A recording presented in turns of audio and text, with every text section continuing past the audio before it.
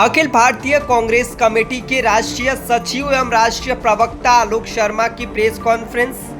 हमारी मांग है सरकार रोजगार दे। महिलाएं बड़ी संख्या में बेरोजगार हैं। गांव में बड़ी संख्या में युवा और महिलाएं बेरोजगार हैं। युवाओं को नशे की ओर ले जाया जा रहा है। कांग्रेस युवा प्रकोष्ठ नशे के खिलाफ योजना चला रही है। उत्तर प्रदेश प्रदेश के अंदर आज ही सनातनी धर्म का आयोजन समाप्त हुआ है।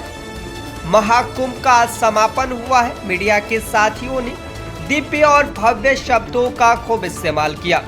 समापन के बाद कुछ चीजों पर नजर डालना जरूरी है। कांग्रेस प्रदेश अध्यक्ष कांग्रेस नेता राहुल गांधी, प्रियंका गांधी जी लगातार ट्वीट के माध्यम से महाकुंभ की आस्थाओं पर आवाज उठाई। कुंभ पौराणिक समय से होता आ रहा है। बहुत दुखद रहा जिस तरह से भगदड़ हुई। कुछ लोग कह रहे हैं कि 1000 से ज्यादा लोग मारे गए, तो कुछ लोग सैकड़ों बता रहे हैं। भगदड़ कहाँ हुई, सरकार ने छिपाया। सरकार ने कहा कि अफवाह पर ध्यान ना दीजिए। दुर्भाग्यपूर्ण है कि एक भगदड़ बाबा की जनसभा में भी वहां हुई। वहां पर कई लोगों की मौत हुई। महाकुंभ में आने वाले श्रद्धालुओं को नहीं दिखाया गया, सिर्फ बड़े पूंजीपतियों को दिखाया गया। महाकुंभ आज भी पार्किंग में गाड़ियां खड़ी हैं। मृतकों के नाम आज भी सामने नहीं आए। इसकी जांच में कोई भी दोषी नहीं पाया जाता। नई दिल्ली रेलवे स्टेशन पर बड़ी भगदड़ हुई, लेकिन रेल मंत्री वहां नहीं गए। एआई की बात करते हैं। पता नहीं कौन सी टेक्नोलॉजी से पब्लिक की गिनती की जा रही है। महाकुंभ में हर रोज यह बताया गया कि इतने लोग आज स्नान किए। पूरे कुंभ को वीआईपी सुविधाओं के लिए बांट दिया गया। हाथरस की जिम्मेदारी अभी तक तय नहीं हुई, ना महाकुंभ की जिम्मेदारी तय हुई। यह कुंभ भारतीय जनता पार्टी की कुव्यवस्था के रूप में जाना जाएगा। यह बात अखिल भारतीय कांग्रेस कमेटी के राष्ट्रीय सचिव एवं राष्ट्रीय प्रवक्ता आलोक शर्मा ने प्रेस कॉन्फ्रेंस में कही। के पास कोई पैमाना, कोई मीटर है क्या? कौन सनातन के नजदीक है और कौन दूर है? जवाबदेही से भागना हो तो सनातन शब्द के पीछे छुप जाइए। नाकामियों को छिपाना हो तो दूसरों पर आरोप लगाना शुरू कर दीजिए। गंगा मां के किनारे कोरोना में अंतिम संस्कार नहीं मिला, लोगों को अंतिम संस्कार की सुविधा नहीं मिली, तब इनको सनातन याद नहीं आया। बनारस के अंदर जितने मंदिर गिरे, उनकी मूर्तियां और शिवलिंग कई थानों के अंदर रखे। लोग वहीं पर जाके जल चढ़ाते हैं, पुलिस थानों के अंदर। तब सनातन याद नहीं आता है। सनातन का उपयोग बीजेपी केवल और केवल वोट बैंक के लिए करती है। देखिए, दुष्प्रचार कोई नहीं करना चाहता। अगर भगदड़ मची तो विपक्ष सवाल पूछेगा। योगी जी, आप मुख्यमंत्री हैं, आपको जवाब देना होगा।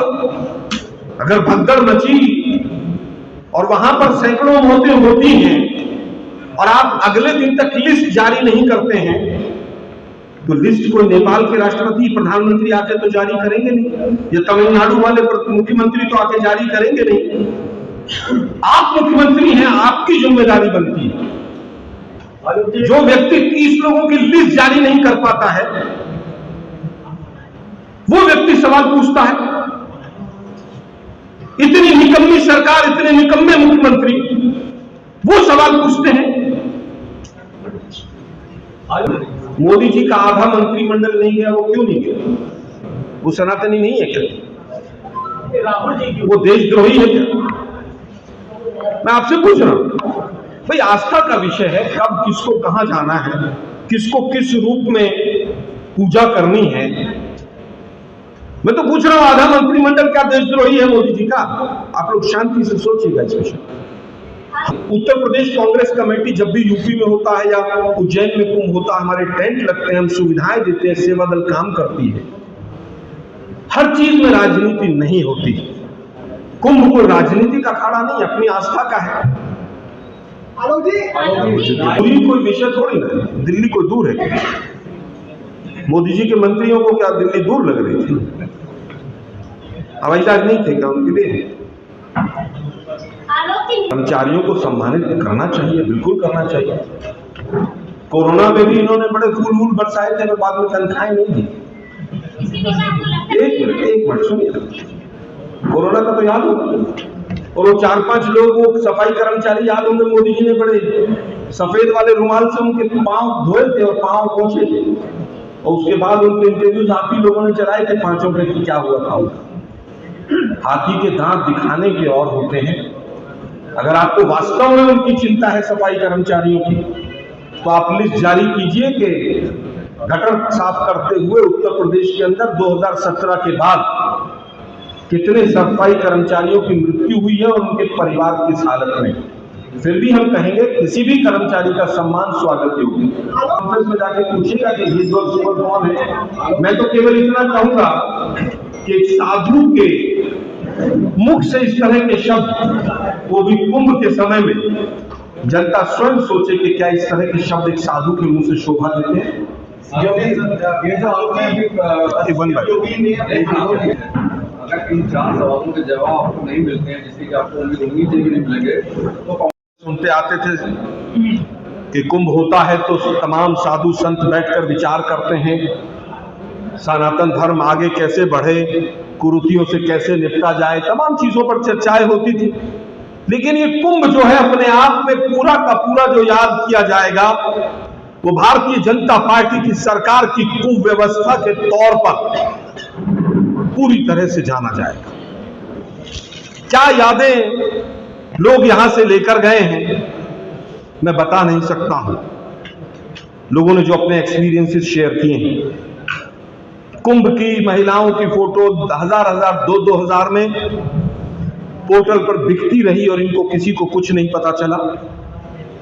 10 दिन 20 दिन 1 महीने तक ये काम होता रहा, कोई गाइडलाइंस नहीं थी। हालत यह है कि कोई भी वहां पर जो भी सुविधा थी, क्या वो सब ब्लैक मार्केटिंग के तौर पर देखने को नहीं आई? अखबारों में आया नाव में इतने पैसे मांग रहे हैं, पानी की 20 रुपए की बोतल, 10 रुपए की बोतल 40 और 50 में बिक रही है। अगर आपने हजारों करोड़ रुपया खर्च करके इतना बड़ा आयोजन किया कि हम 100 करोड़ लोगों के लिए तैयार हैं, तो जान माल की रक्षा करना किसका काम है? तो वहां पर सुविधाएं सही दाम पर मिले, ये किसका काम था? एक तरफ एयरलाइंस लूटपाट कर रही थी,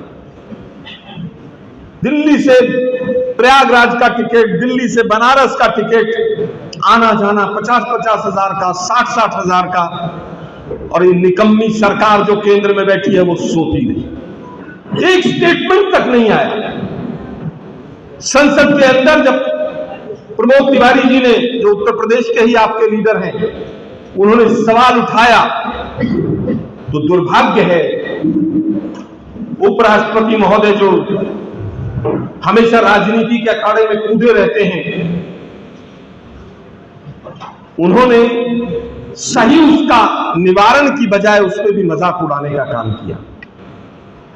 आयोजन हुआ, भव्य हो, अच्छा हो, बड़ा हो, सनातन के विस्तार के लिए हो, सबको खुशी है इस बात में।